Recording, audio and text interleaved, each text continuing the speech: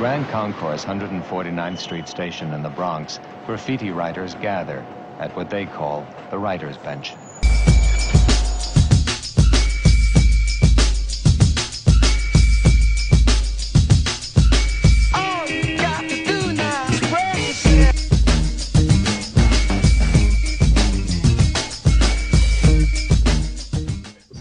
What's good? Live from the writer's bench, back for another episode. I'm your man, Kill. You got my soldiers, JP and B in effect. What's going on, yo? What up? All right. It's been a minute, summer hiatus, but Cats is back to put in that work. You know what I mean? Well, yo, it's been a minute. We ain't chopped it up about a lot, but of course, the biggest thing out here has been out here, whether it's the movie or the soundtrack. We're gonna chop it up about both. Everything is about Straight Outta Compton right now. You know what I'm saying? So, as always, let's just jump right into it, fam. I mean, we can let's chop it up about the movie first. So, yo, B, what'd you think about the movie? Like, did you like it, love it, hate it, and then go into your explanation? Yeah, I mean, the movie itself, just from a cinematic perspective, not even, getting into the whole, is it this accurate or is it that accurate, but just sitting down watching the movie, it was dope. It was well put together. You didn't see any like hood shit, you know what I mean? Like some low budget type of shit, in other words. I mean, you got Cube, obviously, written, directed, produced movies over the past whatever amount of years. So there was definitely, I love the level of professionalism in the movie itself. You know what I mean? How the movie was constructed and the way the story played out and all that. They didn't waste any time. They didn't, dabble into issues that, we really didn't care about. They stuck to the meat and bones, and really the only thing they left out was, Dre's stuff with D Bonds and that type of stuff. They had one tiny little mention when he was talking to the shorty trying to get her to move in, and she's like, you got that assault charge or whatever. But again, just from a cinematic perspective, I loved it. I thought it was one of, if not the best music biopics I've ever seen. I mean, I had just recently watched the James Brown joint a couple weeks ago, and I mean, I love James Brown. I know a lot about the Cat's history and shit, but, we lived through NWA's rise and shit, so it's a different perspective, but I'm like, the James Brown story was so generic, so whitewashed compared to this. This was real. And then you got to give it up to the actors too, man. Cube's son was dope. The cat that played Dre was dope. I even loved the cat that played Yella. He was dope too. I thought the whole thing was real dope. It was put together very well. All right, that's what's up, JP. What you think, man? I mean, I loved it, man. I thought it was really good. But just like Bezo said, from a cinematic standpoint, it was put together well. I mean, F. Gary Gray, he's a great director. So, and plus he's from LA, so he was around there. So I'm sure it meant that much to him to put together a good piece of work. Interesting. One thing I do realize, and it's funny you brought up the James Brown biopic. I haven't seen that yet. But I feel it made me think about when I watched Notorious and how I really didn't like Notorious, and I always felt it was too soon for that anyway. And how, for me, it's as much as I enjoyed it, it's kind of hard for me to really appreciate. I appreciated the movie, but I felt like I felt like people who were like my stepdaughter. She saw it. She loved it. I'm sure she had more appreciation than I did because we were so close to it because we lived through it. So it wasn't necessarily new. I mean, we learned some things in the movie, but it's not necessarily new. It's just revisiting things that you remember and stuff like that. As to where, like Ray, for instance, it was a great movie. Jamie Foxx killed and all that. But because I wasn't around for most of that or whatever, I had a different perspective. So because you're so close to a biopic that you grew up from, you look at it with more critical eye. So it's like, oh, they might have left out this or this and this and this. But it's, we're talking over a 10-year span and 2 hours. Like, it's but so much you can put into a 2-hour movie. You know what I'm saying? But besides all that, I really enjoyed it. I thought the dude who played Eazy-E was dope. Oh, like, yeah. He was really convincing. And like, Cube's son was a lot. So, and the fact they had Paul Giamatti and they're playing Jerry Heller, it was dope. Overall, like the movie was real dope. I enjoyed it. Yeah, real quick, the one cat I didn't really care for too much was the cat that played Suge Knight, man. To me, he didn't capture Suge's like real gangsterness. I mean, because I've never been around or met the nigga, but every cat I know that either been in a room with Suge was like, just, you know, when Suge is around type shit, like, you know what I mean? So it's like the vibe that I've always gotten from Suge is like, that dude didn't really capture this shit. But other than that, and the fact that Ren was like just a dude in the movie, he wasn't like a major part. He was just some guy and shit. But other than that, it was dope. Yeah, and for me, same as everybody else. I've only heard dope things about the movie. All the reviews have been crazy. Cats are even talking about Oscar nod, maybe. You know what I'm saying, for the joint. So, same thing, JP. Just like you, I kind of felt like, how is this gonna be? Because we know the story, but even from back some of our old episodes, as soon as I seen the trailer, a lot of that apprehension went out the window for me. Like, as soon as I saw the first trailer, I was like, yo, this looks really dope. And I think the thing that I was kind of excited about for the movie was maybe finding out like those little things that I didn't know about. Like, I know Cube, because I told my young cat show, we didn't grow up with the internet, so we just got the headline from the source. It's like Cube leaves NWA because of money. That's all we got.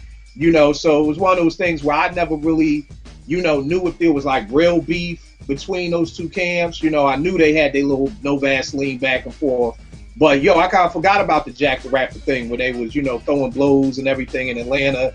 So it was, for me, it was just good to see those little pieces here and there.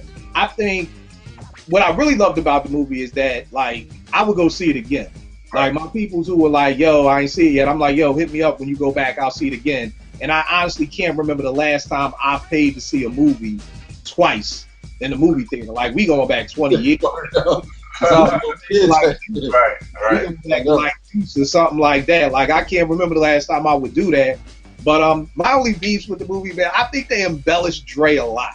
I think Dre was knocking more niggas out than Suge, and I'm like, I don't know, bro. I mean, like, Dre knocked like 5 people out, and Suge knocked like 1 dude out. I'm like, this ain't weighing out just about right. I think Dre kind of took some creative action with the pen. It was like, yo, I'm knocking niggas out. And then too, even when he left that, bro, well, really when he was in the studio with Pac and he came out yelling at all them Bloods, I'm like, nah, like, it ain't go down like that. I don't know if cats read it, Half Gun Will Travel, Ronnie Rose book on Death Row Records. I highly doubt. That's not how it was described in the movie. That went in that room and started cursing people out, knocked somebody else out, and ain't nothing happened to Dre. I don't see that happening. And then the way he left that, bro, he's like, yo, I'm out. And I'm just like, nah. It didn't happen like that, bro. It didn't happen like that. But I mean, other than that, man, I love the movie. Like y'all already said, the actors killed. I think the thing for me that really kind of was new for me is I knew that Eazy-E was the hood dude out the crew. I knew he sold drugs, but cats gotta understand, I grew up around a lot of drug dealers who were thugs, a lot of drug dealers who were suckers. So just because you were a drug dealer doesn't mean you're a thug. And all those years, I never took Eazy as a real thug, probably because he's short, the Jerry curl and everything like that. But it was just funny to see from the first scene in the movie. I'm like, damn, this was Eazy? Like, okay, he really was like that. Or even when Jerry Heller came out recently and was like, yeah, I should have let Eazy kill Suge. And I'm like, oh, damn, Eazy really did go to dude like, yo, I'm gonna kill him. Like I didn't really know Eazy was that dude. You know what I mean? So for me, it definitely, shine some light on that. But let me ask you this, JP, because you touched on it and I've heard it from a lot of people.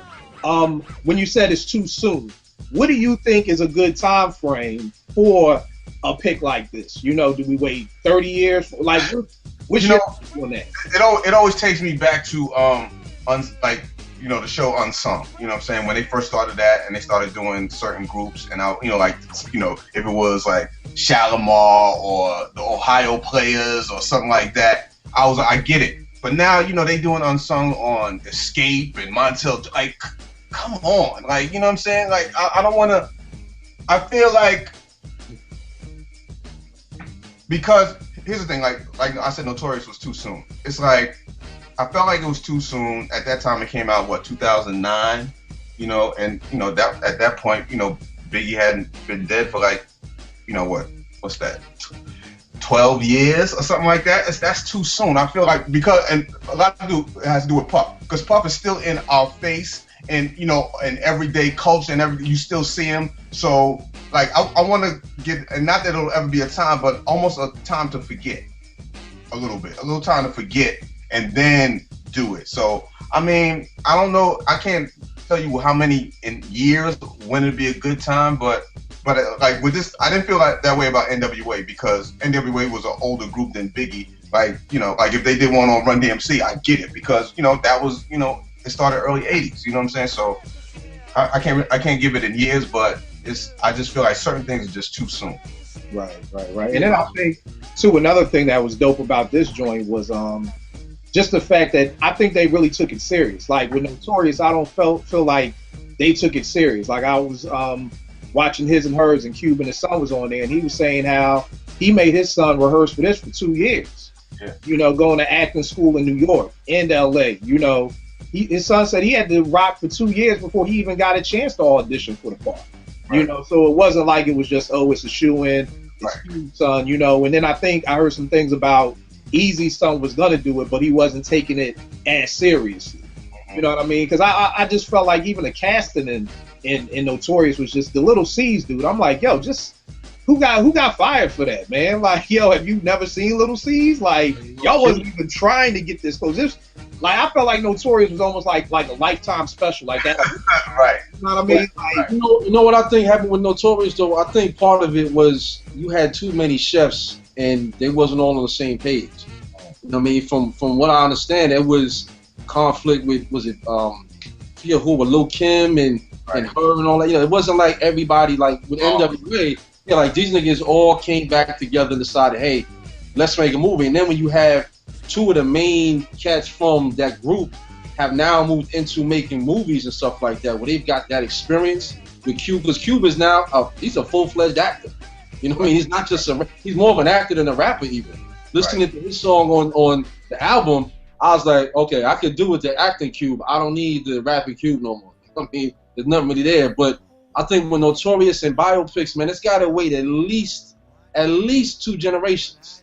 Right. Maybe one at the very least, but at least a couple generations got to go by before you do a whole retrospective on this artist. Because them like unsung, like truth be told, I got my man, I love him to death, but they just did a joint on Albie Shore recently.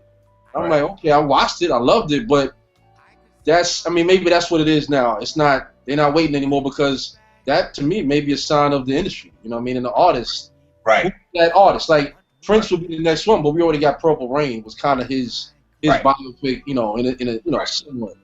So it's like, I don't know, man, but now I'm just afraid. Only thing that I'm afraid of is because you're hearing everybody talking about, like I sent you that link about Gangstar. Primo wanted to do a movie about Gangstar. I don't want every rap group with their moms to be like, yo, we need to do a flick on. No. Rappers, nobody, they take it easy. Like, I don't need to see the 50 Cent story. You already seen that in Get Rich or Die Trying. We need to see all these crazy movies now. Run DMC would be dope. Run DMC would be dope, because that would make sense to me, because they were hip hop's first superstars. Right. Or Public Enemy. I think would be dope. Right. I think that'd be real dope. Word up. Yeah. But I don't think that will ever happen. I think another thing that was dope about the NWA joint is that they were allowed to tell their story. Right.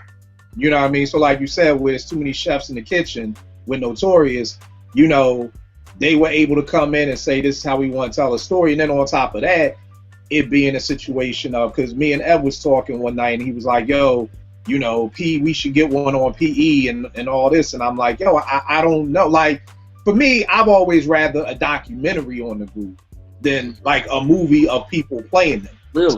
Right. Really. You know what I mean? But because Ed was like, why can't we get a movie about Tribe Called Quest? I'm like, yo, you got to keep in mind that 2 of the people up in WA are heavy hitters in LA. Like you said, Cube is a certified, not just actor, director. Yes. You know what I'm saying? And Dre is worth $1 billion. So when these 2 people walk in, yo, Dre is worth more than the people they trying to pitch this movie to. You know what I mean? I mean, Dre, I think they said the budget was $20 million. Dre could have paid for that out of pocket. Yep. So that's the thing too with Hollywood, is always about where's the money coming from and is it gonna make money. I also like the fact that they really tackle kind of like seeing Cube writing Friday. and just seeing where like, how his mind was going in that direction, like already thinking outside of hip hop, you know what I mean? And I know he probably got the bug from Boys in the Hood, but like Ev was saying, it's bug that you do Boys in the Hood and then your next joint is a straight up and down comedy that's like a cult classic. You know what I'm saying? So, well, it's dope about the movie. Everybody kind of agrees that joint was dope. Now, where a lot of hoopla comes in is about the soundtrack. You know what I'm saying? So, I you know me, I like to pull up last. So, yo, B, what do you think about the soundtrack? What's your take on that? Well, let me just say this one thing I meant to add before about the movie. And y'all kind of touched on it in terms of, I think with JP, you said how it's cool seeing things that, yeah, we wasn't running with NWA, but growing up listening to their music. Right. It's cool, like, oh, I remember when that happened. Oh, I remember that, like you said, Kill, the Jack the Rapper stuff when that happened. But being in the room when them cats heard No Vaseline, that was dope. And the chicks start laughing like, oh, and you see Yella like, man, that was kind of ill. You know what I mean? And Jerry Hill's reaction, you seeing all that? That shit, that's what you want out of a movie. That's like what you brought up, Kill, with the movie Ray. I think you hit it on the head that the fact that dudes are alive, because Ray Charles was alive when they first started doing the movie. Right. So he had a lot of input on the direction of the movie. James Brown was long gone, and you got people in his family and friends fighting over his estate and all that. So you got these white Hollywood cats that come in and write a movie based off of what they read on Wikipedia. So James Brown has no input on it. From what I understand, Bobby Bird, none of them dudes had any input on the shit. So you get this loosely told story that just goes off of newspaper clippings and ramblings of some white folks or whatever. But the Ray shit was real because Ray had a hand in the way his story is going to be told. You know what I mean? That's why like they've been talking about, the Stevie Wonder movie and all that, and one John Legend, whoever to play him and all that. So you know that we're not going to rush into it, which is what Notorious kind of felt like. They just kind of, we need to make this movie about this cat. It felt more like people were trying to make money off of Big than trying to tell Big's story the right way type thing. Right. So I just want to say that. But in terms of the soundtrack, I love half the album. The other half I could completely do without. I'll just say that much. The one thing I've always loved about Dre is that Dre to me is a chameleon without having to be one. He's almost like a tiger who can change his stripes. And what I mean by that is, while the scene, the way it was depicted in the movie was a little, whatever. I don't know about all that. When he left Death Row, I remember at the time, Kill, we was still in Baltimore. I don't know if you was at the crib, but I remember a bunch of cats, I know Roots was down, and we was all talking about when Dre left. It was like, yo, he's starting some aftermath. Oh, it's going to be crazy. And we all were anticipating, what's he going to do next? But if you think back, and I don't know if y'all ever been in situations where you were partnered with a cat and you're doing music with somebody and you feel like, yo, I got to get away from this dude. Mm-hmm. You got to believe in self. You know what I'm saying? And it's one thing if you just trying to make it and you decide, yo, I can't work with these dudes. They holding me back. I got to move on. It's another thing when you already have reached the pinnacle between NWA and then with the Chronic, when you're doing your own thing with your new label. Right. And now it's like, yo, I got to get away from this shit and do my own thing, all my own thing. Not the crew, not this knucklehead dude, just me. Yo, that's a big step, dog. You got to really believe in self. Now, we as fans can sit back and look at Dre and feel like, why would he ever question if he could do it? But that's a big deal, dog. That's a very big deal. When Cube left, it was perfect timing. But for Dre, man, it's like that dude has always found his way in the industry. Now, I say all of that because when I listen to one half of the album, I still hear that Dre. I don't need him to, I don't need him to evolve in a way where he has to reinvent himself. I don't need him to stay the same in terms of sonically, in terms of his sound. But when I hear Dre doing that rhyming like these young cats, that's when it's like, I could do without that shit, man. So that part of the album, I can't rock with that. I couldn't rock with it at all. But the rest of the album is incredible to me. I love the songs that I love and I like. It's like there's no gray area for me with this album. I love the songs that I fuck with off the album. The other joints, I don't even give them the time of day, dog. I can't rock with them at all. So, but I understand it. But I just wish that Dre would have followed that same pattern that he showed me, at least he's been able to do, and that's do something different but still be the same dude. He did it with half the album to me, but the other half felt like he was just trying to placate a new audience, man. And that part I don't like. And I don't like that type of music, so it didn't really work for me. All right, what about you, JP? I've sat with the album for a while. I've worked out to it quite a few times. For the most part, I'm a little more over than Bezo. I love most of the album, and which is great for me because I feel like, you know, this is his first album since the Chronic 2 what was that, 99? Yeah, it was 99. 99, right?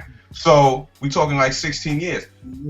And, you know, for years, you know, it was all about when is Detox coming, you know, that whole story. And for me, I was like, after a while, I was like, yo, even if he comes out with Detox, it's not, because the anticipation has been so great, it's not gonna be great for anybody. Unless it came out and cured cancer, it was gonna be a disappointment, no matter how hot it was. You know what I'm saying? So when I heard this, and I was like, yo, the first 4 tracks, including the intro, set off the album lovely. Like, I love the first, besides the intro, that second song, I thought it was incredible. And it made me really appreciate what I love Dre for, sonically, because I listened to my headphones first. And that, you know, you hearing everything going back and forth, you know what I'm saying? So I appreciate that about Dre. Not just the production, but sonically, the engineering part, you know, whether he did it himself or he did it with other folks, I don't know, you know, all that. But I think the album is dope. I mean, even though, you know, I know he don't write his stuff, and like you said, he might be rhyming, like, he pulls it off. He rhymes like he wrote it. Like, he got that energy in him. And we're talking a 50-year-old man, you know what I'm saying, who still spits that energy like, oh, it seems like he wrote it, but we know he didn't write it. But I don't care. That's not what he's known for. We know what he's known for. So overall, I think the album is dope to me. Like, I'm pleasantly surprised that it came out. And you know, when it dropped, everybody was still excited, like, yo, Dre's dropping, you know what I'm saying? Who would think, and hip hop is a young man's game, that everybody's still excited about a dude who's 50 dropping a hip hop album? Right, and that's why it's a beautiful thing, man. Right. Look, it's a very important thing right there. It's age discrimination in hip hop, man. Oh, of course. You know what I mean? And for me, I guess I'm the end of the fence with y'all, because, yo, I think this shit's a 5 mic classic, man. I love the shit, man. I love the shit from beginning to end, dog. This came out 2 weeks ago, man. I haven't been able to listen to nothing else. Like, I have to make myself take this out. Right. Listen to something else. When they were streaming it the Thursday before it dropped that Friday. I got home at 8:30. I listened to that album from 8:30 till 2:30 in the morning. Got ready to go to work and said, fuck it, I'm going to listen again. I'm going to listen to it again. That's like, and the album is an hour. So that's 8, 9, 10, 11, 12, 1. That's 6 straight hours of listening to something. The only song, I mean, like you said, JP, the way the album sets off, I'm blown away. And like, I think a lot of people that I've talked to are like, it's okay. Like, most people I've heard, like, I give it a 3, 3.5. You know what I'm saying? And for me, it's like, yo, number one, sonically, this album just sounds incredible. Like, it sounds like I'm looking at a movie. You know what I mean? When I'm listening to Deep Water and you hear them drowning and gasping for air, or, you know, in the middle of, what is that joint, Issues, where dude is clapping and you hear the birds and everything. Like, I feel like it's a movie put together. The only song I don't rock with on here like that is Satisfaction, the joint with Snoop. You know what I mean? That's the only joint, and it's not, I don't love it, but everything, I mean, the joint, and it's so funny because when it dropped that Thursday, Bink hit me, and then I hit that nigga back like, yo, you killed this shit, man. Like, yo, you fucking made the album, my nigga, and we just laughing like, yo, you are fucking Dr. Dre's album, you know, because even before I know he did it, It's All On Me, I just loved that song, like, it was just so dope. And I think for me too, I know a lot of people are always like comparing this to the Chronic, because a lot of people I talk to are like, yeah, but it ain't the Chronic, and I'm like, it's not gonna be the Chronic. Like, you know what I mean? You can't hold it to that standard. You know, you just gotta look at it like, just let it stand by itself. You know what I mean? And I think the thing I loved about it too was that I didn't know what to expect from Dre's production, because Dre had been like real stale to me for a while. He had been like, you know, a kick, a loud hand clap, and some pianos. Like that was a Dre production. But like just the fact, like when I heard It's All on Me, and I'm like, yo, this dude is sampling again, because that was something that Dre really stepped away from after 2001 with all the lawsuits coming at him, and he really strayed away from that. So it's just dope to see the sampling. I know a lot of cats didn't like the MCs. I felt like everybody fit together perfect on this album. You know what I mean? I didn't feel like any. Now, am I waiting for the next King Mez album? No. You know, am I waiting for the next John Connor album? No. But for what they did on this album, they were dope. And I think, to me, the star of the album is that nigga Anderson .Paak. Yeah, I was about to say that. Yeah. Dude, really, to me, because a lot of people was like, oh, I was waiting for him to show me the next Snoop or the next Kendrick. Anderson .Paak, y'all. He got 2 albums out. He got an album out called Venice, and he got another EP out. Dude is a beast. Dude is real. I listened to the album and I saw that damn near every song he's on the album, I rock with. I said, I gotta see who this cat is. Right. See, and I started listening to him like, damn, this nigga is nice. But if you think about it though, like for cats to be on some It's Not the Chronic, I don't get that, man. Like cats is in this like throwback mode. Everybody want the old Jordans and all that shit. It's like, yo, you got to. It's like, how you gonna criticize me and say that I'm stuck in this mode because I don't fuck with a lot of this newer shit, but then y'all want you want this new album to sound like the old shit, to be like the old shit. Like that doesn't make any sense. You know what I mean? That was, like you said, his last album was what, 16 years ago? I mean, how much has the hip hop sound changed in 16 years? And like you said, this is a 50-year-old man still doing the damn thing and doing it sharp. Now, granted, he didn't do all the production. Right, he collaborated almost. He collaborated, and like you said, and I'm sure we all was seeing it, that, yo, I did the same thing, JP. I listened through headphones first.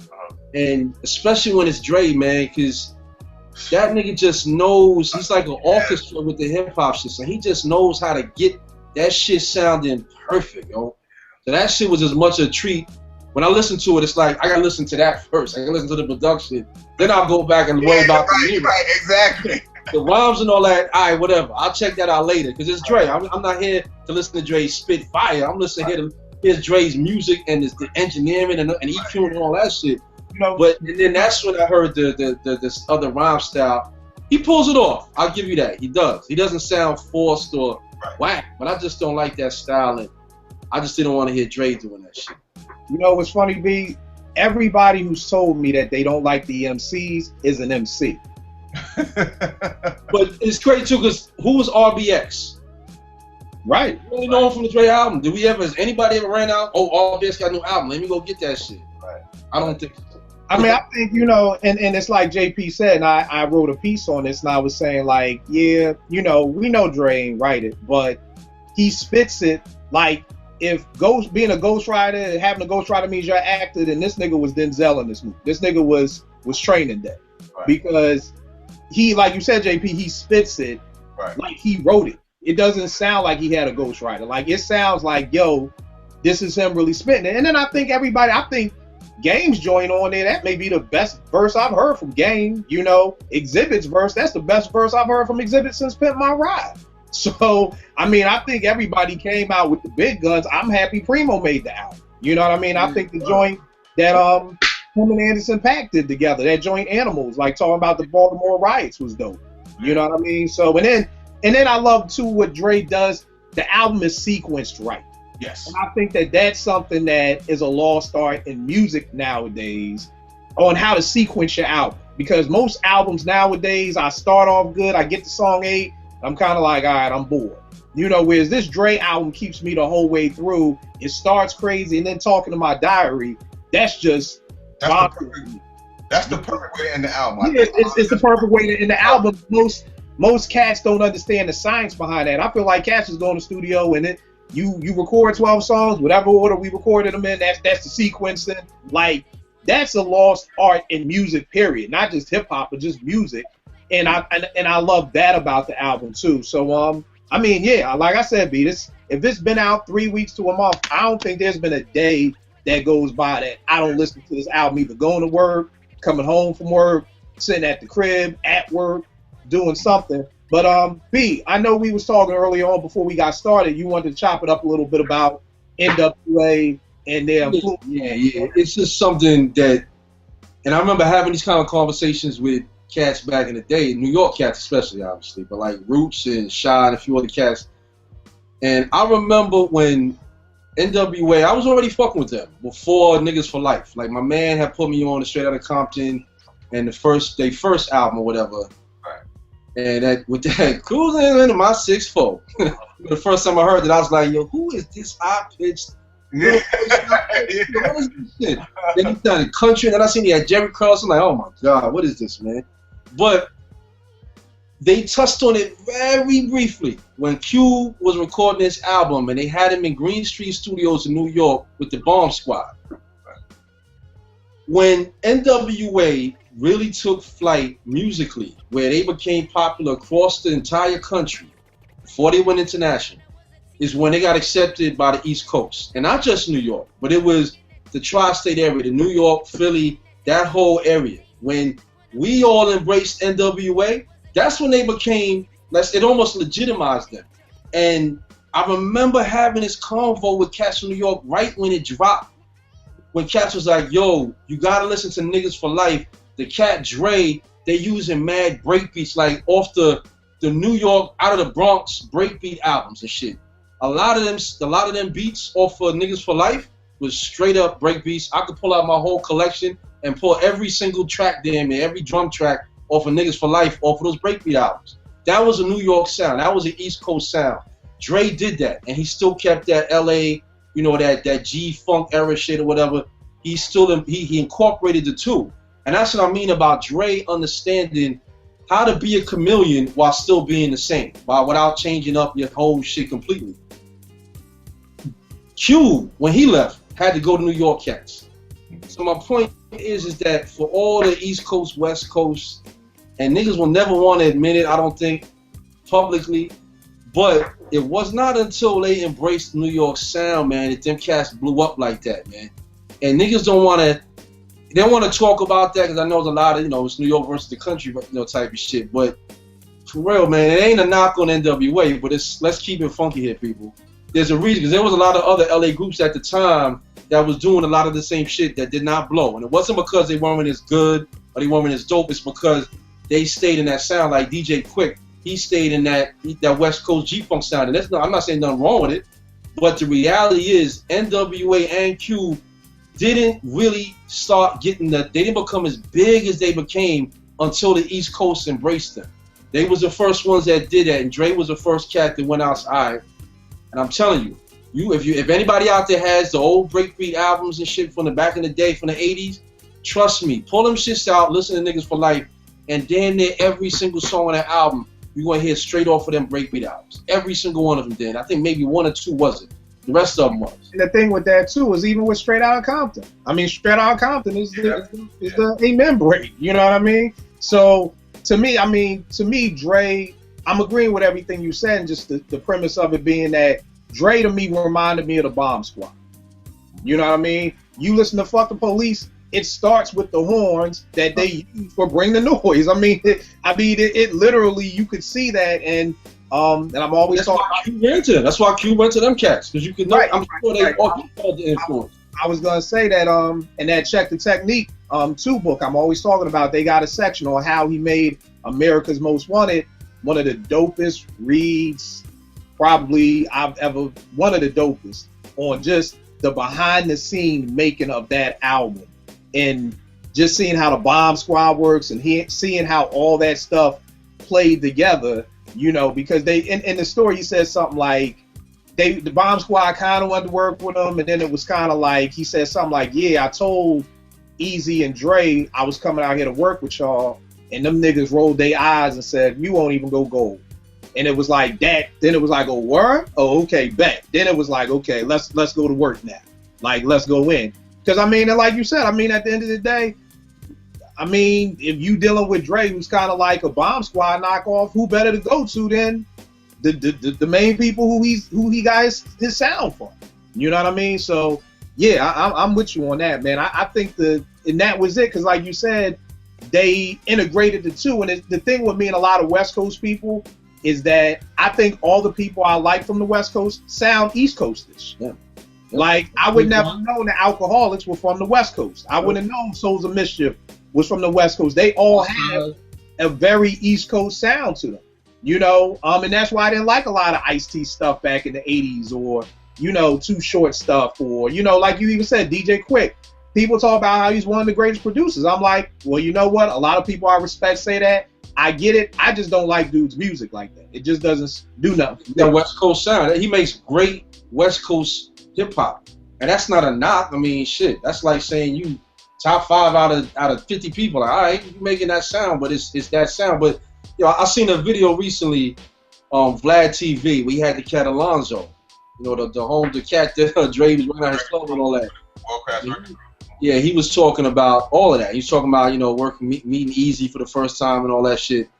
And it's like the scene in the movie where he's telling them to turn this shit down or whatever.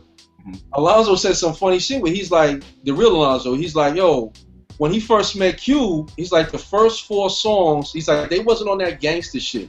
They wasn't on no reality rap shit. They was making songs about whatever, you know, the joke shit. Like he had a joint off of a takeoff of My Adidas, My Penis, shit like that. And he's like, yeah, those were the records when they did that extra vulgar shit. Those are the ones that I'd be like, nah, not in my club. I got kids, I got cops, I got women that coming in. I don't want to hear that shit in the club. He's like, when they was doing the reality rap shit, he's like, it was whatever. He's like, but when Q first came through in his group, some posse or the CIA or whatever it was, he's like, yo, they was on some Beastie Boys shit. He's like, you could hear the Beastie Boys and everything they was doing. And he started naming the songs and shit, and I went and listened to him like, damn, he right. You could hear that same, like, that loud shit like the Beastie Boys was on. And that's what I mean. It's like, I'm not sitting here whining and crying that the West Coast, you know, them niggas ain't showing respect to New York, but it just bothers me because after all that East Coast, West Coast shit, it's like, damn, man, people ain't even recognizing and realizing that the sound is hip-hop, and it came from the East Coast. So the original organic shit that y'all fell in love with was that what y'all people want to classify as the boom bap shit that started on the East Coast. And Dre was smart enough, and Cuban was smart enough to recognize that if they just do West Coast music, that's all they would be is West Coast artists. I'm sorry, I don't care how gangster they was getting with their lyrics. If they would just stay West Coast, they'd have been like a DJ Quick, extremely large over there to the West Coast family. Like E40. E40's had a resurgence since there's like no barriers to the sound anymore. But back when he first came out, nobody I fucked with on the East Coast fucked with anything E40 did. Now I know niggas now it's like, oh, now they rocking with E40. I'm like, damn, word, like, dog. I remember you would laugh for the E40 song. Now you listening to him. So it's different, man. But I think people seem to understand that, and they didn't touch on that in the movie at all. But like I said originally, I'm not surprised by that. You know, it's still, you know, it's a West Coast pride, and I get it. You know, I ain't hating on that, but let's not forget, man, where it all originated, folks. It's my whole thing. Yeah, and at the end of the day, to me, it came down to the beats. When I first heard DOC's Funky Enough, you know what I mean? I heard the beat and I was in. It didn't matter if the dude was from Texas. It didn't matter where the dude was from.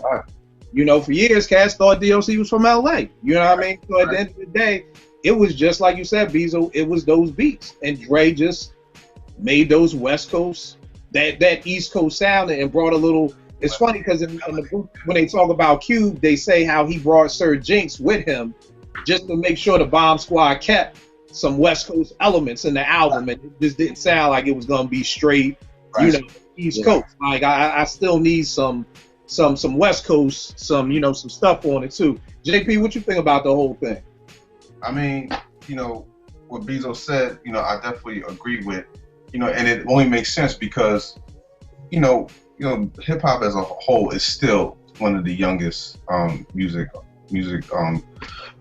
period. But I feel that when they came out, of course they're going to be influenced by what was coming out of New York. So it's only right that they pay attention and infuse that into what was on their side of the coast. So it just makes sense. Like it ain't like, oh, you know, niggas is knocking them or nothing like that. But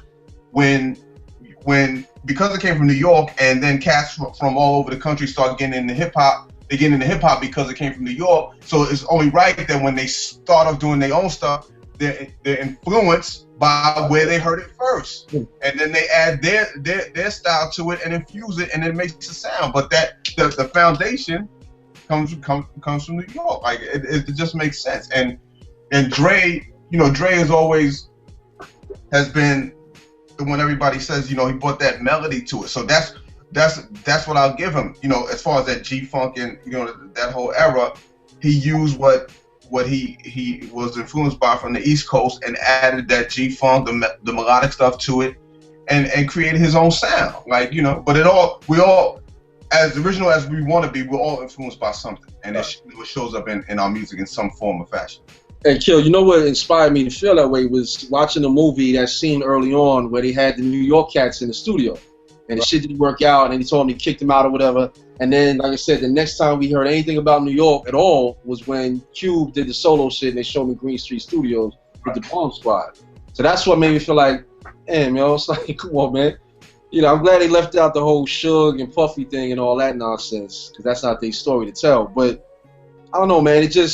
It bothered me. Maybe that's, New York pride on my ass. I don't know. But the bottom line is, like, if you was to ask me to name my 5 favorite producers in hip-hop of all time, my nigga, 4 of them ain't from New York. And Primo, Dre, Jake One, and Big.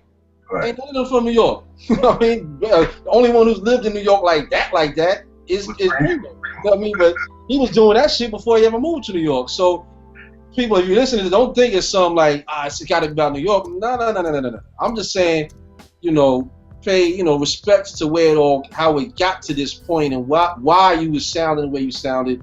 Because I think that would have been a dope thing to tell, because Dre has never been, even when all that East Coast, West Coast shit was going on, I mean, he was getting, was it Nas or Jay-Z wrote Dre Day, the lyrics? Shit like that. Dre, I think, has always seen the importance of embracing the two sounds and the two cultures in terms of, because it's all the streets, whether it's the streets of LA or the streets of BK, it's still, hood niggas in the streets. So Dre and I think that's part of his genius, And he was smart enough to see, we could stay just over here on the West Coast with our sound and still, do our thing and be big, but if I pull this sound and I get the East Coast on my back, I got the whole country. Because everybody else is going to fall in line from here to there, so why not? And he did it, and he pulled it off exponentially. Hold up. Yeah, and I think one of the dopest things just about Dre and Cube is just being able to see the business side of things. Just Cube being able to say, like, where's the money? Where's the contracts?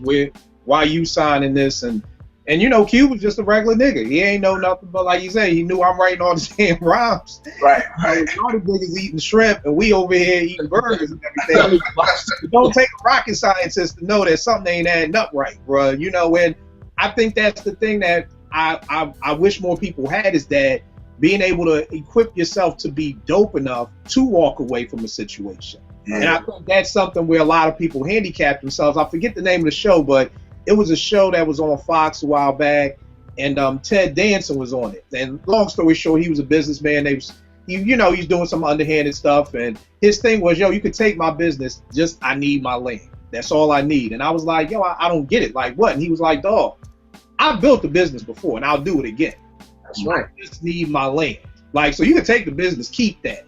And I felt like that's always been, like you said early on, Bezo, that's always been Dre.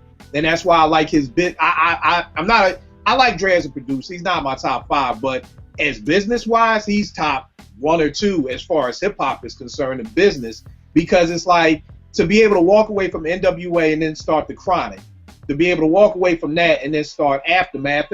And truth be told, Dre has some duds. I know when I tell the Dre story, it's like he had that Aftermath album with that Been There, Done That, which was horrible. He had that Firm album, which was horrible. So he had some duds before he grabbed Eminem. Forgot about the Firm and shit. I said I forgot about the Firm and shit. That's again. That was him. That was him. So I think but that's what I love about Dre, is just being able to walk away from Suge and say, you keep the master. Like, you keep all the money. I don't care. I know how to do this again. Right. Suge can't do what Dre did again. Suge would have to find another Dre. Dre got to go to the studio. But see, that was the thing that I was in, and you talking about Vlad. Michelle A was on Vlad talking about how, you know, at the end of the day, Suge didn't think Dre leaving was really gonna hurt Death Row, because it was like, I got Snoop, I got Pac, like I got the stars, you know what I mean, and I could just go get anybody to come in and do the beats. It's enough hungry producers out there, so he didn't really think it was gonna hurt. But how many people want to be able to? How many people want to walk away from no money, no masters, and no artists, and start from scratch? Most people don't want to take on that challenge, maybe because you don't believe in yourself. But that's what I just love about Dre and Cube, is that they both were able to accept that challenge, and Cube to be able to say, nah, this ain't right, and I'm out, and I'll just figure out a way to do it myself. You know what I mean? And the funny thing, like you said, Bezo, even with Cube rapping, it's like, you know, I tell my teens, I'm like, yeah, Ice Cube. They be like, oh, yeah, the movie dude. I'm like, nah, I used to be a gangster rapper. They be like, nah, come on, Mr. Kill, stop playing. I'm like, yo, Cube was the most grimiest. It was like, man, I mean, the face. You talking about the nigga? That scowl. I mean, that was like the famous screw face. It was Ice Cube's screw face. Right. I mean, this new generation, it's funny because off topic, you know, I'll ask my teens, what y'all know about Eddie Murphy? They be like, oh, you know, Donkey. And I'm like, how? Like, that's what my kids think of Eddie Murphy. That's their point of reference. Yeah, that's their reference, is Donkey from Striaght. You know what I mean? Like, that's their reference. So their reference for Ice Cube is, are we there yet? Are we there yet? Yeah, so that's their reference for them, and it's just like, it blew their mind, and they touched on it on the Boondocks once, the cartoon, and Riley was like, Ice Cube was a gangster rapper? Like, but, you know, that's their reference, and I just love the fact that both of them were able to go on and do things bigger than them. And not scared to branch out, like, I'm out, and just do it my way. Right, even and more people will see that and see, okay. And the hard part about it is being an innovator with it, because I feel like, I know it was Jimmy Iovine's idea to do the headphones, but then what I mean by being an innovator is not have Dre come out with his headphones, then everybody else do it, like Ludacris and 50, and now we all doing headphones, or we all doing energy water, we all, like, you know, it's like, no, be innovative, come up with your own thing to do, and branch off, because at the end of the day, like Dre said, yo, this hip hop thing ain't forever, man, you know. And I think that's what got me the most excited for the soundtrack, because I saw him on like Big Boy's Neighborhood and out in LA, and he was like, yo, being on the set and seeing everything inspired me. Yeah. But when he said that, I was like, all right, I may be in on this joint, because that's the thing, most artists just aren't inspired. I mean, you're a billionaire, you know what I mean? Like, you know, but probably just seeing that, remembering, damn, I remember when we was in the studio and we did that, and oh man, I remember that, like, just got him that inspiration to want to do it again. And that's what so many, and I love the reason why he said he didn't put out Detox. Like, he just was like, it wasn't dope enough. Like, it just wasn't up to my standard. And because I don't have a label harping me to put it out, or I don't have, you know, you don't need the money, yeah. Right, you know what I mean? That's the thing. Most people need that money to eat. So it's like, I done spent all this money. I mean, you figure how much is a Dre session? You know, he's gonna have the best musicians, the best everybody come in. It's like, oh man, we done spent $3 million to make this album. We gotta put it out. And Dre's just in a power position to be able to say, nah, we don't gotta put it out. You know, like, and I think that that's dope, because like you said, JP, unless they cure cancer, Detox was gonna be a letdown. Right.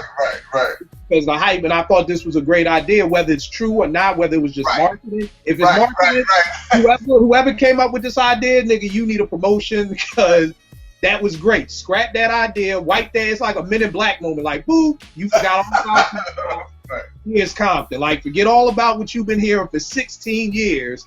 Here's something fresh, and it worked out. So now, B, I know you were saying something about the negative influence too on NWA. You want to touch on that? Yeah. I mean, we was talking about it, man. You know, so I'll just reiterate it, say it again. But like, I'm sure almost every cat, at least from our generation, that is familiar with NWA, you know, Niggas for Life, Straight Outta Compton, 100 Miles Running. After you saw the movie, especially if you loved it like we all obviously did, you went home and listened to the old stuff, NWA stuff. And, you know, I'm 44 now. I guess, when did like Niggas for Life come out? What was that, like? 91. 91. So I was 20 years old. I was half of my lifetime ago, more than that. And when I listened to it, I was on a little short 15-minute drive, and I tried to listen to all them albums, you know, just my favorite songs. By the time I got to my destination, I just stopped and was like, oh my God, yo, like this was like the most vulgar, over the top, in your face, disrespectful, misogynistic, nigga shit I've ever heard in my life, son. It was like, looking back on it, as a father of 4 children now, I can see now how the older generation heard that shit and just shook their head at us like, y'all niggas. Cause that shit was crazy, dog. Listen to that shit as a grown father now. Listen to them songs and think if you could ever sit down with your child in the car listening to Niggas for Life, would find them, fuck them and flee, and I'd rather fuck you. And that was my favorite song off that joint. Was I'd rather fuck you, because I love the original joint by what's the name, Bootsy. Yeah, Bootsy Collins.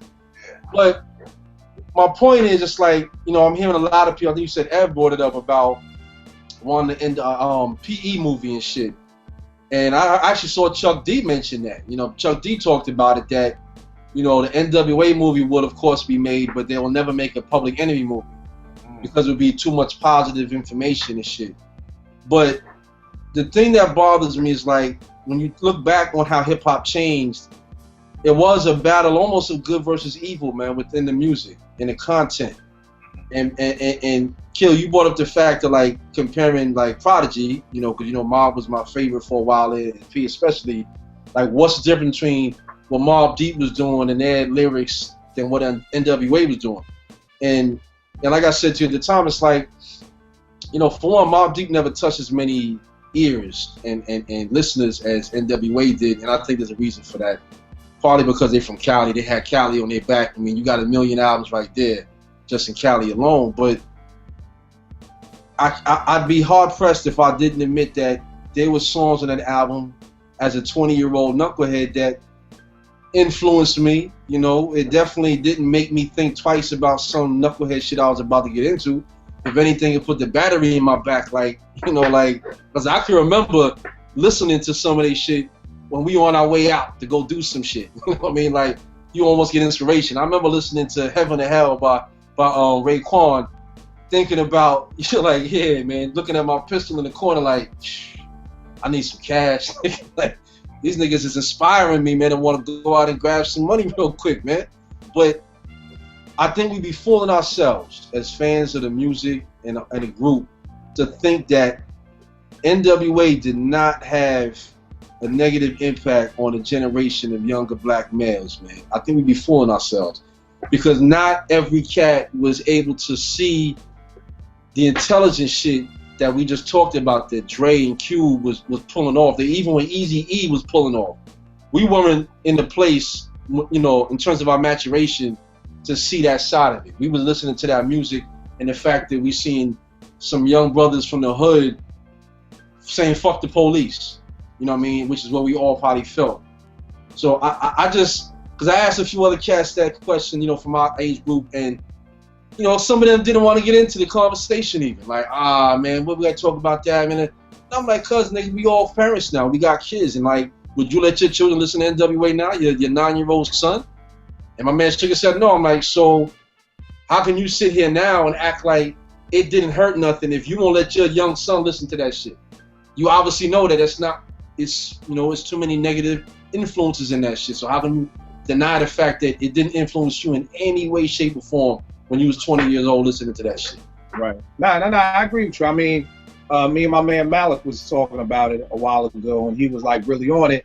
And I think my thing, and like we was talking about offline, is that, you know, my biggest thing is that I understand your viewpoint. My viewpoint has always just been like the type of group you are. You know what I mean? And it's kind of like if Prodigy curses and says I'm gonna fuck 5 bitches one time, or NWA says it 20 times, of course they have a bigger effect, but I still lump you in that same section. So it's like almost like the first Writers Bench show we did, when I was like, yo, I'm listening to this new Alchemist Prodigy album, and he says he's gonna shoot this person in front of his daughter and then smack the daughter with the gun. I'm like, yo, and this is what this nigga's talking about now. You're talking about what some nigga said in 91. This is Prodigy rhyming last summer and what he's talking about. So I feel you that, yeah, like NWA of course had a bigger influence, but yo, if you smack my daughter once or you smacked her 10 times, nigga, we still got beef.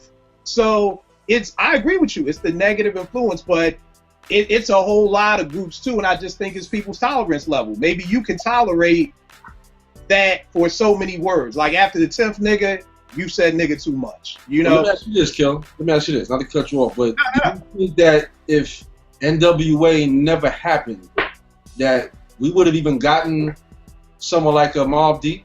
You know what?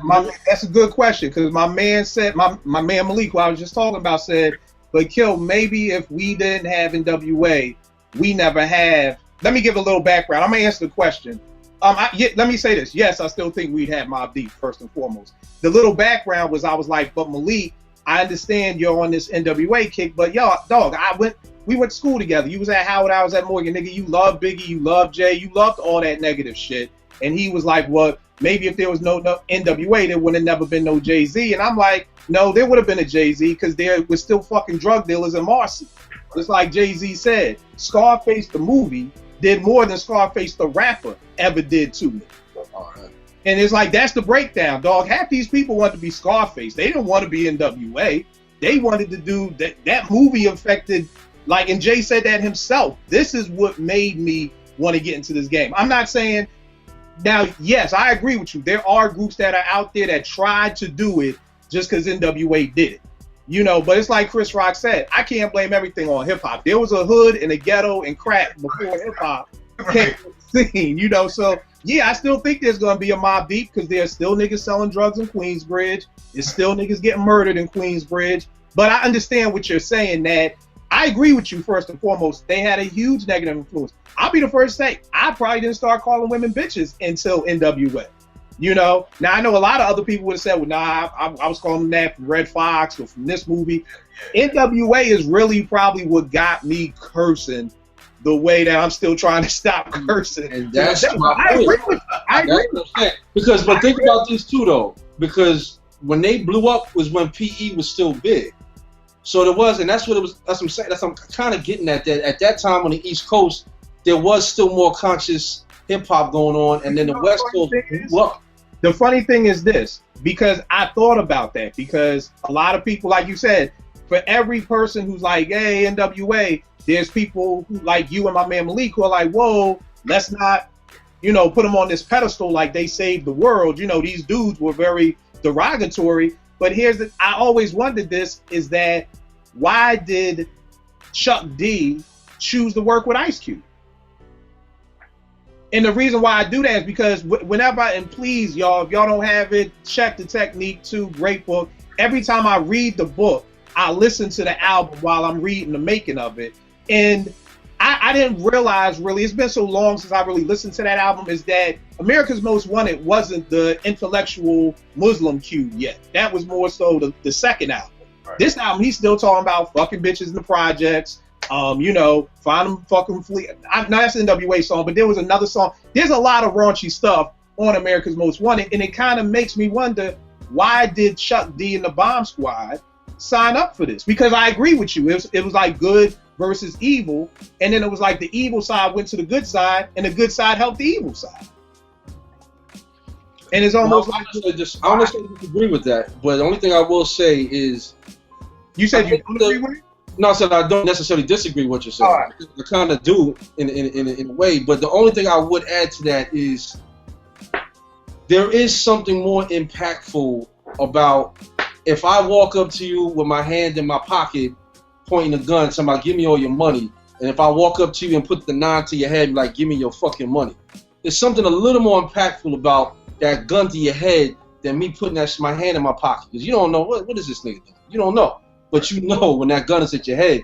And so my point is, like, when NWA was doing their thing, it was over the top. It's kind of like where we at now in the R&B, where when Marvin Gaye is saying let's let's get it on, and you know, that type of shit. It was more subliminal. And these niggas nowadays just talking about, you know, it's just there's nothing. Yeah, it's all right there in your face. There's no mystery involved. There's no subliminal involved whatsoever. So I think it is something more impactful about that, and that's what I think NWA did more than anything else. Not just so much what they were saying, but it's the fact that it was so in your face that you had to pay attention to it. Like, you couldn't run from that shit.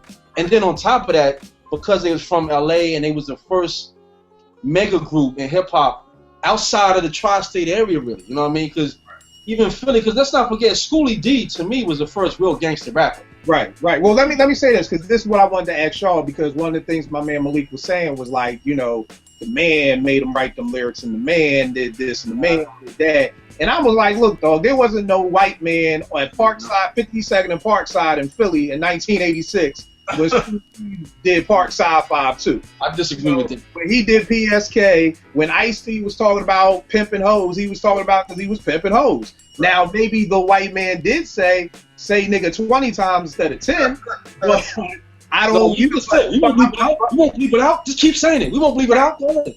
But JP, what do you think about that? Do you blame the man on the gangster rap? Or how do you feel about that, JP? I mean, you know, like in NWA movie during the what was it, the press conference after they had got arrested for saying fuck the police at the show, and Ice Cube said, like, you know, our art is a reflection of our, you know, our environment. That is to me, that will always be such a true statement, because, and like you said, there's a ghetto in every part of America, and that's and why NWA was so negative, so derogatory, because that's what was all around them. Like, if they didn't live there, they wouldn't have rhymed about that shit. Like, it's where you, when you're growing up and you're a young, impressionable kid, you're like a sponge, and you taking everything. So if it's a bunch of negative shit, that's what you're gonna say. It's natural. It's natural. You know what I'm saying? Kids are sponges. You know, I'm sure you see y'all have kids when they're young and they say something like, where'd they get that from? They probably got it from you. You know what I'm saying? Because you might have said something around them that they're sponges. So I feel like the whole NWA, the negative came from a real place, and of course it was exploited. You know what I'm saying? Because that's that to me, that's where the man comes in. Right. That's where it comes in. Like Jerry Heller's in there talking about, hey, y'all need to talk about some real negative shit. Say nigga about 50 times, and we're good, fellas. We go. No. But he was already doing their thing. That's all. He knew, like, yo, we have something that'll shock the world, shock the culture, and knowing that kids will gravitate towards it. Bunch of white, like you saw at the shows, at the NWA shows, it was a bunch of white kids, and that's the same thing like it was at Public Enemy shows. It was a bunch of white kids. I think of Wu-Tang's nonsense. Exactly, and what the same thing. That is such shock, is such a culture that is in your face, particularly with NWA. That kids, impressionable kids, are gonna gravitate to that shit. It was the same shit with rock and roll. So Jerry Heller, fucking with them rock and roll dudes, know what those young white kids love about. Like, it could happen the same thing with this hip hop shit. Like, he probably saw that shit where other white guys like turned it down. Like, nah, he probably saw that, like, yo, we could do something with this shit. You know, I can exploit this to the maximum. I mean, one thing I will say is, please don't anybody get twisted. I'm not blaming the negative lyrics in hip hop on NWA as if to say that they started that shit, because there was plenty of that shit beforehand. It just was. It's like somebody pointed out recently that Rakim never really cursed. I think it's like one song where Rakim said a curse word, but you never questioned how gangster or how hood or how real the nigga Rakim was, and he never once cursed. You know what I mean? People will look at Heavy D because of his type of music, and he had a song Don't Curse, and a hood cat automatically want to put Hev in a certain category or a tribe in a certain category, and NWA's over here like, yeah, they real for me because they talk that hard shit.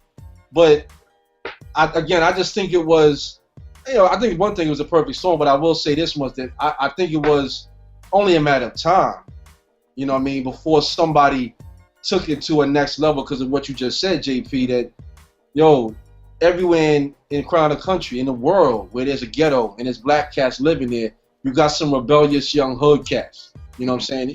Even some of us who we wouldn't consider ourselves thugs, we had that same rebellious nature running around. You had your hood friends that you ran with from time to time, might get into some shit. You had your other cats that you played ball with and just crack jokes and whatever. That's everybody that grew up in the hood, especially in the crack era. You know what I mean? You was gonna know hood dudes like that. Wild brolic niggas. But I just think that the way NWA went about it with the all black, it was perfect. I mean, it was, oh God, it was a perfect marketing scheme. Smart. And if you remember in the movie, which was a good thing, after I think when they were all playing dominoes at the hotel, and Jerry came to them about, you know, they want to chill with the lyrics, and a letter from the FBI, and Easy was like, yo, we need to use this. Yep. And he was smart, because he had that's business mind right there. It may not have been great for, you know what I'm saying, the negative, but it's publicity, and when kids see that, and you know, at that time, a lot of, you know, rebellious everybody gets rebellious from their parents at some point. So when you're rebellious against your parents, you're gravitating towards something that you know your parents ain't gonna want you to get, you know, want you to be involved with. So when Eazy-E saw it, he's like, we need to use this letter. You know what I'm saying? The FBI seeing how they trying to shut. Like, that was a smart idea to push the group out there further. You know what I'm saying? So I mean, that's the whole thing, man. And then I think too is like you were saying, that being smart, but it's also like, it's like the show we did a while back be about like don't curse. Like, you know, G-Rap's whole first album, there were no curses. You know what I mean? And I think, yeah, and that's Cool G-Rap. And I mean, I think at that time in hip hop, NWA like opened up the floodgates to curse. Right. Yeah. Like now, if you go to G-Rap's second album, it's totally not. That's a dope ass song. But I'm just saying that song wasn't on. There was no parental guidance sticker on the first album, but on the so it's literally like G-Rap. I mean, NWA just opened the gates. It's like, come on, bring them all out, because at that time, like you said with Rakim or Kane and all of them, you know, Kane would be like, oh shit, but that would be it. Like that would be the extent of a curse in a Big Daddy Kane rhyme or a Rakim rhyme. And then after that, it just and you can see that. It's like I tell people, I don't want to debate opinions, let's debate facts. Listen to G-Rap first album, listen to his second album. That's the NWA lifting up the veil, saying, go ahead and curse all you want. Then it's almost similar to what happened with Luke. I don't think no white man told Luke have these half-naked women out here bouncing around to this fast music. That's just what was going on in Miami. That's what Luke was doing. That's just what blew. And the same thing with NWA. As soon as somebody said stop it, especially in the late 80s, early 90s, that just excited people to go to it. So it was like, bet, give me the sticker. I want the sticker. Like we want to fight to get that sticker because I know I'm going to sell more albums and everything like that. So again, it's just people, like you said, JP, it's people doing whatever the environment is. In Miami, Luke was in the strip clubs, seeing naked women. He wanted to put that into the music. You know, let's not act like in '92 when they threw on Doodoo Brown, you know, everybody had Boygood, women included, were losing their damn mind. So, you know, it's the same thing. But another dope episode, y'all. Another dope episode. So, yo, if you had the Dre Compton, the soundtrack, Beezer, how many mics would you give it? Oh, 4 mics at least, maybe 4.5. Because like I said, even though I said I only like half the album, the half that I like, I absolutely love. And if it was just that album, it would be 5 mics, hands down, one of the best albums I've ever heard. Right. Now let me ask you this: is the part of the album you don't like the second half, or is it kind of like? No, it's not so much. It's just the style of some of the beats and stuff. Like, truth be told, like the song with Kendrick, I can't stand this. I don't like the beat. I don't like the music at all. The Deep Water joint, or it's some of them joints I can't rock with, but I don't know the names of the songs off the top of my head. I just listen to the joints and just rock with it. But like, it's funny because when you came to me about the Bink track, I was like, damn, I'm trying to figure out which one was Bink's. And I went back before you told me. I went back like, let me listen to this shit, see if I could tell which one was Bink. I immediately knew which one was Primo. The minute I heard Primo was on the album, like, oh, that's Primo right there. There's no doubt. You know that. Now, the funny thing about that is I thought the Primo joint was the one with Game. Really? Yeah. That's such a hard, that's not a Dre type track like that. Like, it's very Primo-ish. I didn't think it was Primo, but I'm like, I knew that wasn't Dre like, nah, Dre. I knew when I heard Animals it was Primo because of the sample. Right. Yeah. That sample was just like, yeah, I was like, yo, this is Primo right. Even like this newer Primo, he still has that. If you listen to Primo long enough, I'm sure we all like, oh, that's Primo. A little something in that kick real quick, that's Primo. You just know that it's that dude. But yo, I'll say this much, man. The Bink joint, and it's crazy because, like I said, he's probably my favorite producer. Right. But the big joint, man, like, I gotta ask because I know the sample. I have it. I think it's a James Brown joint or some shit. Nah. I give it to you. It's not James Brown. But I know the sample because I have the record. I'm like, and as soon as I heard it, I'm like, well, that's that shit. It's a gospel record. Okay, but what I love that Bink can do, that Bink does, Bink can take a sample or sound you've already heard, but when he EQs it and filters it and does all the studio shit to it, it disguises the sample well enough that you gotta, even as a digger, you gotta take a step back and think for a minute. But when I heard that song and the Anderson back to it, I'm like, again, sonically and just like, it's symphonically. It's like a symphony, man, when Dre does this shit. And Dre, when he did the joint for Mary, and I hated the song, man, that dancery shit. Yeah, I hated it. God, I hated the lyrics. I hated the hook. I hated it. But one day, I had it on my iPod, and I had the headphones on, and I listened to it, and I'm listening to the strings in the headphones and what they're doing sonically. Yo, word is bond. When y'all get a chance, do that. Go listen to that song in headphones and peep it. I'm not going to tell you what it is, but towards the end of the song, yo, I heard something I didn't even know was there. I was like, yo, this nigga Dre is incredible. Even a song I don't like, I hate. You gotta love what Dre did to it. Like, damn, this nigga is a master at this shit, my nigga. He's a beast. He's a beast. JP, what you give it? I'm like Beats. I give it definitely 4 or 4.5. Definitely right in between there. No doubt. You know me, I'm with the 5. It's funny because my man Jason hit me when I hit him that night. Like, yeah, Bink. Beasley, you remember Jason who went down to Bink spot with us that time. Yeah. He hit me like, yo, so Bink did the track. So he's like, hold on. So Dre didn't produce this, and Dre ain't write nothing on it. Why are we excited for this again? Right, because the whole masterpiece of it. All right, but I mean, that did kind of hit me like, wait a second. Yeah, you're right. Like, he ain't produced damn near nothing. Because, I mean, that's one of the reasons why, I mean, I wanted to get the hard copy, if for nothing, to be able to read the credits. Right. You know what I'm saying? And one thing that I salute Dre for is he gives people their credit. It's not like no Puffy produced by Dr. Dre. It's straight produced by so-and-so. That's it. You know. I'm dying because I said that to my man. It's the same thing. Like, he ain't Puff Daddy them niggas, yo. He straight gave them their credit, and I'm sure they got their check. Puffy gonna put his name first, and everybody else second. These joints will say produced by DJ Premier. You know what I mean? And Dre did mix the whole album. And I'm more excited for that. Like, that was my thing. I'd rather him mix the whole album than produce the whole album. Yo, you know what Dre did to me? I'm sorry, Kill, but he Quincy Jones produced this album. Where when we listen to old jazz and shit, and you see produced by Quincy or produced by this one, whatever, it's different. Production, hip hop kind of fucked up, warped everybody's perception of what a producer does. You know what I'm saying? I don't know if it fucked it up. I just think my belief is that hip hop has its own definition of a producer. That's what it is. We didn't fuck it up. It's just it changed. Hip hop changed the way we look at a producer. When we get producing hip hop, you expect to see a cat who's on the MP, on the drum machine, hitting the buttons. But before hip hop, a producer was the cat that got the band in. They played. He might have written some music, or he might have a writer. So the producer is just the one that put it all together.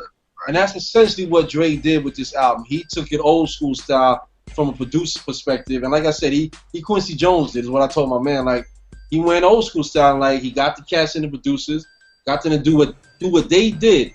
And there is still something to be said for a businessman to be successful in business. You not only have to have a plan, but you have to know how to hire the right people and allow the right people the freedom to be themselves and do what they do and do what they do well. Because, like, Puffy is that Donald Trump micromanaging type of nigga. He has to have all the credit. He has to have his face on Front Street. Dre is not that dude. Dre, I think, has too much respect for the craft, for the music, and for the aesthetics of it all. Like, nah, dog, that's your shit. That shit is dope. Do that shit. I met a cat years ago that he did the joint, the beat that he used for, I forget the original Dre shit, but Jay used it for the Super Ugly, that Dre track. Right. Right. I know the cat that did the original shit, and it was a Bobby Humphrey, I believe, sample. And he was like, yo, Dre heard this shit. And this nigga, this my man, like, he just a no-name nigga from Brooklyn at the time, Queens, whatever he from.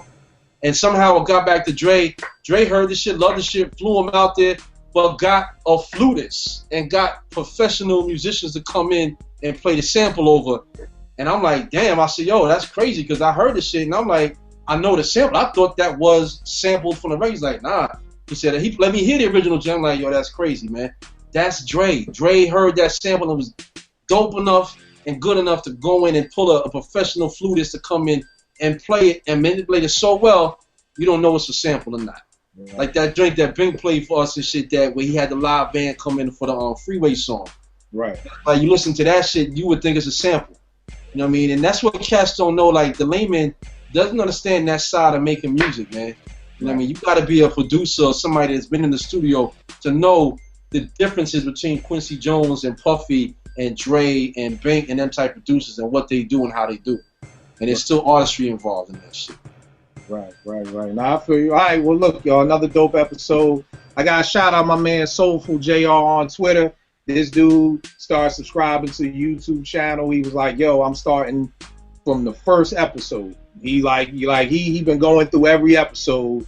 You know what I mean? Like, you know, when he shouted me out, he was like, yo, the joint we was talking about our favorite pieces of vinyl. So we maybe time for part 2, you know what I mean, for pulling out our top 5 pieces of vinyl. Well, you know, whatever it means something to you or whatever. It's funny that we got like 69 shows in the can. So, you know, I'm going through all of them. So it's dope. Again, shout out to everybody who's supporting us, youtube.com/live from the bench. I'm going to check y'all next week, y'all. Peace.